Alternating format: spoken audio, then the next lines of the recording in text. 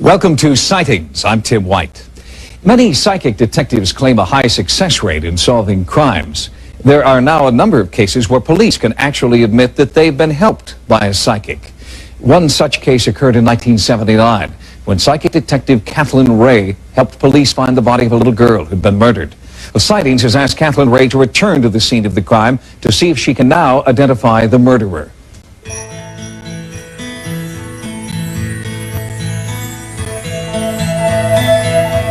Fresno, in the heart of California's fertile Central Valley. It's a place where you can still find tranquil family farms, but it's also a place where tragedy has struck. On February 3rd, 1979, 8-year-old Victoria de Santiago, her sister Eva, and their dog all vanished. What really happened that day is still just speculation. The girls were last seen together at a neighborhood store. The counterman said that he remembers the girls coming in and he told them to go out because they couldn't bring the dog in. They may have been abducted outside. What we figured is that perhaps whoever this individual was there in the parking lot. Perhaps a stranger grabbed the girl's dog and used him to lure Victoria and Eva into his car. One day later, 3-year-old Eva was found. Victoria and her dog were still missing. She was a very beautiful little girl. She was always very protective of her sister. She said that her sister told the man to let her go and that she would stay. And just to let her, not to hurt her sister, and to let her go. And I just always remember that. And so from that, I know that she was just a very good person. The police exhausted all leads. Days, then weeks passed with no new clues. No witnesses came forward. And in my sleep, I was dreaming about what can I do? What other avenues can I go? And it came to me in the dream. I mean, I sat right up, and her name was Kathleen Ray. Kathleen Ray is a psychic detective. She uses the powers of her mind to help law enforcement solve crimes. She claims she can see missing children, bodies, criminals, and for the past 20 years, she's been remarkably accurate. Kathleen Ray has gained a reputation for accuracy, even among skeptics. Intuition is something that everybody has, and the intuitive sense is a sense of feeling. But these feelings are something I've educated, like you've educated your other senses, to where I can use them more fully. Despite skepticism from the police, the De Santiago family asked that Kathleen help find Victoria. When there's only a light shining out of total darkness, you're going to walk towards that light. Whether it's the wrong way, the right way, it doesn't matter. It's a direction. I was told that a psychic was being brought in and I was going to fly to San Jose to meet this psychic. And I thought, I'm going to fly up there and I'm going to meet this lady wearing gypsy clothes. She's going to take me into this house. We're going to burn some incense. We're going to rattle some bones. She's going to throw some dust around in the air and tell me something that's totally irrelevant to the case. I am not doing what you see in these great, what I call horror movies. I don't suddenly grab my head and fall down and say, oh, they hit me in the head, or oh, this poor person's been stabbed. I don't do that. I'm more like an objective bystander. The psychic part of this was just way off. It didn't make sense to me. How somebody 180 miles from here is going to tell me how to find a body in my town. It's really taking feelings up and bringing a whole picture and holding that picture long enough. Just like going to a movie or turning the TV on and seeing a picture in front of your face. I didn't believe it. But after 5 minutes with her, she told me enough stuff that she had 100% of my attention. I was believing in her. It was the beginning of an unlikely partnership. The sergeant, the psychic, and the family. All I could think of asking her was, did she have to go through a lot of pain? We felt that Victoria at this point was still barely alive, just barely. The family hoped that they weren't too late, that Victoria was still alive and Kathleen could lead them to her. She told me the road she was on was not a well-traveled road. I saw this plowed field. I knew the field had just been plowed. Kay said she's laying parallel to the road. I feel she's laying parallel to the road with her face towards the road. I'll see the bushes, the trees, the poultry farm. Kay said that when I found the body, there would be chickens. She's like, get chickens around the body. Chickens, chickens, chickens. There has to be a farmer whose name starts with an S. There has to be a street that starts with an L. There has to be a windmill.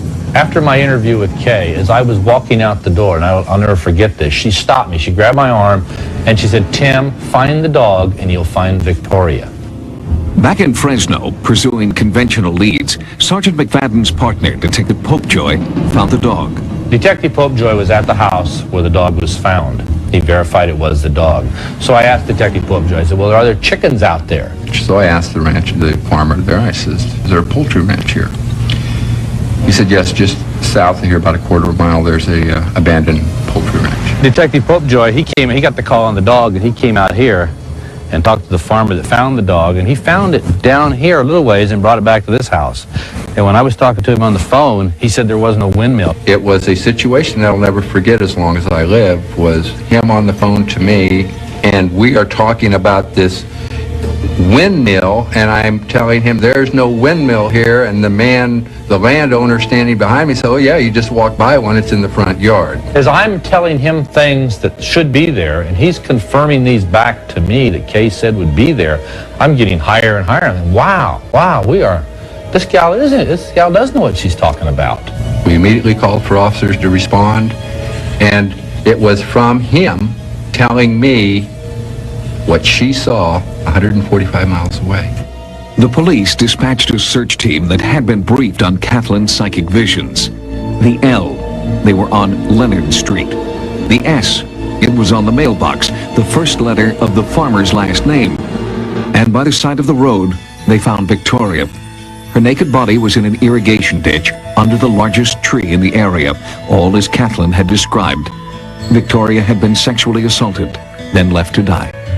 She'd been killed like an animal, and she was still alive, in a coma, suffering right there in the little trench.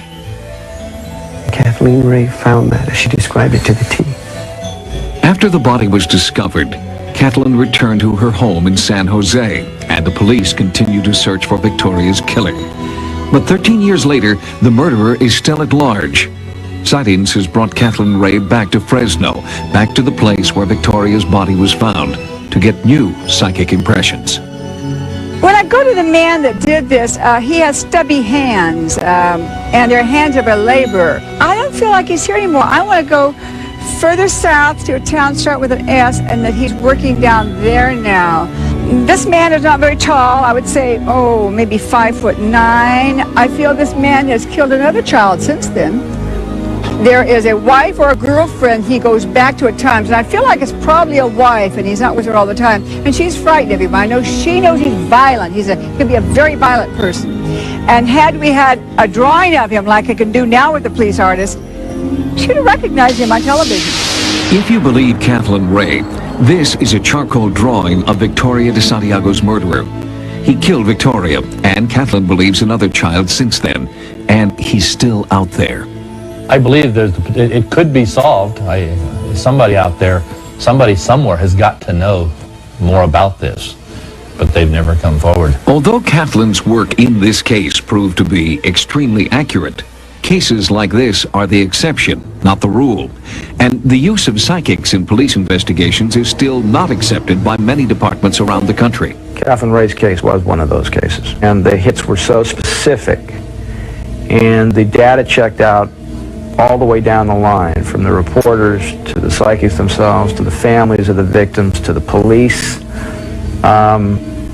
It was rather unnerving.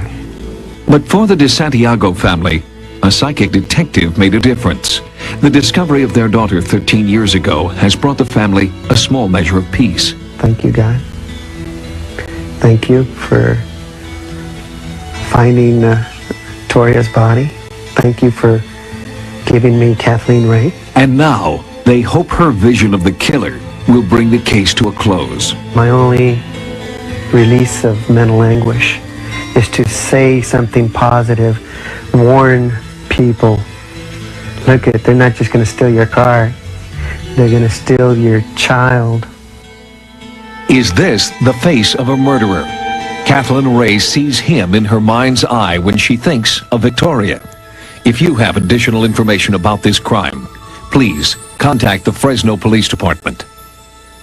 Despite the good work of psychic detectives like Kathleen Ray, there are unscrupulous people posing as psychics who prey on unsuspecting families. How do you protect yourself? Well, experts suggest that you follow all recommendations of the police. And if you do contact psychics, thoroughly check out their references. Make sure they don't have criminal records. And never give them money up front. Coming up, does an underwater creature terrorize the citizens of upstate New York? I started screaming in fear. Startling videotape may prove a monster lurks in Lake Champlain. Recently, sightings half a world apart have renewed interest in the possibility that lake monsters are real. At Loch Ness in Scotland, Operation Deep Scan tracked a large creature through the water for more than 2 miles. At Lake Champlain in New York State, a sightings crew has been monitoring strange lake activity reported by dozens of credible eyewitnesses.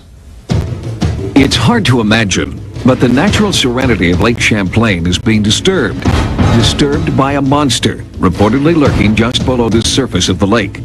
Sightings of a long serpent-like creature have been reported for nearly 300 years. A pioneer's powder horn, dated September 29, 1700, bears the earliest recorded image of the Lake Champlain monster. Sightings have continued to the present day, but aren't often discussed in public. Probably 99% of the people have seen it, but they won't talk about it because you do get some ridicule. Lake Champlain is located on the border between New York and Vermont, extending northward into Quebec province in Canada. The locals have affectionately dubbed the monster Champ, but there is surprisingly little publicity or commercialism associated with this sea serpent. Only now, in the wake of new scientific information about the Loch Ness monster, have eyewitnesses felt that they won't be ridiculed for coming forward. You could see underneath the water, it was a huge black mat, it was just monster. It was scary. It was that big. You could see it had a definite body, shape of a body. Then you could see it definitely had a neck and a head. And then all of a sudden, up out of this water came this big black thing. I mean, it was huge, black and shiny. And then it went away. There wasn't a ripple or anything. And I got the pictures of it just going under the water, and you can see the little bumps. 2 bumps. I started as a disbeliever. I went right on past being a believer into a knower. It's 4 of us. We're out on the boat just taking an evening sail. And it was at that point, with no expectations of anything, that we began to see some very strange things going on. Up came the neck and the head, literally like my hand is doing. It turned and it looked at me, and it turned and it went right back down into the water. We took the camcorder out, and then, in fact, Champ, or several Champs, were back again. I started screaming in fear. I found myself climbing on the canvas top of my boat, which I know doesn't hold me. That's how scared I was. At this point, my wife and daughter spot one of the creatures out in the distance, and I zoom in on it so that you can see it. And you can see one of its humps sticking up out of the water. There's 2. 2 in the middle is 4. 1 to the left out front is 5 in a row. And now what we spot out there is some fins or flippers, and you can see them flipping back and forth on the water. While I was in the canoe heading to the boat, my daughter saw him. She said, "Dad, there's something out there." And I looked, and there was Champ, this neck and head out of the water moving towards Scott's bonnet. You see a creature with a long neck, and it looks like a Volkswagen's body when you first see it in the video. It looks floating across the water. And then it stops, and it starts thrashing in the water, and you see a neck and head. And then he swings his neck around and lifts his tail up, swings his entire body around and lifts his neck and head out of the water entirely. My wife and I were on our way to a picnic, and on the way I decided to pull over at a lookout point just to take some scenic view. I noticed something out in the distance about half mile out. At first I thought it was a large tree stump. It wasn't bobbing, it was moving deliberately, and all of a sudden I saw it like bend over, snake-like, and dive into the water. Considering the varying locations of the sightings and the diversity of the witnesses, among them a teacher, a therapist, a restaurant owner, an engineer, a corrections officer, the possibility of a massive hoax is highly unlikely. Certainly, residents here are not trying to cash in on the lake monster's notoriety. There are no souvenir shops, no public references to the creatures sighted here. ChampQuest is one notable research organization operating on the lake, headed by Dennis Hall and his partner, Richard Dool. The sole purpose is to collect definitive evidence to prove the existence of the creatures. We are already convinced that they are real. We have to present this to the scientific community. There are some very big specimens seen in the lake, eyewitness descriptions. The average size is 20 to 30 feet, but there have been sightings where it was seen much larger. There was a sighting this year on August 1st on the next point down, a place called Texaco Beach. And what we should do is look for some high mounds. There may be a feeding area around here. There's one right about here. You're looking about 30 feet of water. Yeah. You think you could make a dive today? No problem. Let's go see if he's home. All right. A lot of people believe that there's one wretched creature that's been in the lake for a millennia, and that's really absurd. There would have to be a breeding colony to subsist this long. Despite numerous documented sightings, few scientists can agree on what type of creature Champ is likely to be. Theories range from a snake-like zeuglodon, thought to be extinct for the last 20 million years, to another extinct reptile, the plesiosaur. There's no geological evidence that plesiosaurs or anything like that survived beyond the Cretaceous extinction 60 million years ago. On the other hand, the coelacanth was only discovered in the late 1930s, that fish, and that had been extinct also for over 60 million years. If it is a plesiosaur in Loch Ness and Lake Champlain, why would these creatures survive when so many others from those eras were extinct? Crocodiles survived, and they can get up to 20 feet or more. Various groups survived. It's possible that in certain areas that some species may have survived the extinction, especially when we're not really certain as to what caused the extinction. Loch Ness and Lake Champlain are very similar geologically. They're deep glacial lakes that were at one time arms of the sea. So one could say there were marine animals living in these open lakes, and as the land rose, they could have been sort of isolated. And it's the same geology in both lakes. One of the most compelling pieces of evidence supporting the plesiosaur theory is this recently discovered 1938 photograph of a bizarre carcass removed from a whale's stomach. Some experts have speculated that this could be the skeleton of a baby plesiosaur consumed at sea, suggesting the plesiosaur, like the coelacanth, may not really be extinct. There may be all kinds of things there that we don't know about. The thing about it is, I think you have to keep an open mind and see what else comes up.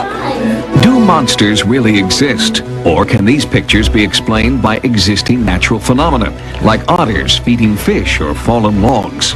Eyewitnesses believe wholeheartedly in the existence of Champ, but until indisputable evidence is brought to the scientific community, the monster of Lake Champlain will remain a mystery. Coming up next, with the tragic fire at Windsor Castle, has the British family's royal curse struck again? The Queen speaks out in a special update next.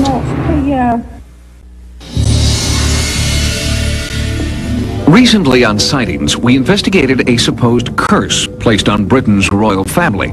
The curse dates back to the early 17th century, when members of the Ogilvy clan in Scotland were believed to have cast a spell on the Queen Mother's family and all her descendants. The Queen Mother's ancestor, the Lord of Glamis, is rumored to have murdered several members of the Ogilvy family, leading to a curse and perhaps centuries of doom and misfortune. The story says that what he did was to give them shelter in a small room, but then he closed them in, and eventually that room was walled up, and of course they died a terrible death. In recent weeks, speculation about a royal curse has been increasing in Great Britain, especially in light of a string of tragedies that have befallen the royal family. Prince Charles and Princess Diana have now publicly admitted that their marriage has failed, and shortly after the news of Charles and Diana's impending separation, another tragic blow. The royal family's ancestral residence, Windsor Castle, went up in flames. The damage was extensive, and increased pressure has been placed on the royal family to assume some of the financial burden for reconstruction of the castle. Has the Right Honourable Gentleman ruled out contributions from the royal family, and would he welcome such a contribution if it were offered? Even Queen Elizabeth has come forward to address her country's concerns. In a rare display of emotion, the Queen publicly admitted that the royal family's problems are having a traumatic effect on the monarchy. 1992 is not a year on which I shall look back with undiluted pleasure. In the words of one of my more sympathetic correspondents, it has turned out to be an annus horribilis. If the royal family is being plagued by a centuries-old curse, then it has come dangerously close to fulfilling its evil intent. It was a curse, after all, that some say was meant to destroy the House of Windsor and ultimately bring down the last great monarchy on Earth. We'll keep you updated in future editions of Sightings. If you've experienced what you believe to be paranormal activity in the form of UFOs, ghosts, or psychic experiences, our Sightings investigative team wants to know about it. To report your sightings, call 1-900-740-SIGHT. Each call 75 cents a minute. Average call lasts 2 minutes, and you must be 18 years or older. On the next Sightings, does the ghostly victim of a brutal murder still haunt this country music hall? Our Sightings investigators stalk the ghost of Hell's Gate. Then, whether you believe in guardian angels or not, don't miss the next Sightings. Join us next time for new investigations into the unexplained. For Sightings, I'm Tim White.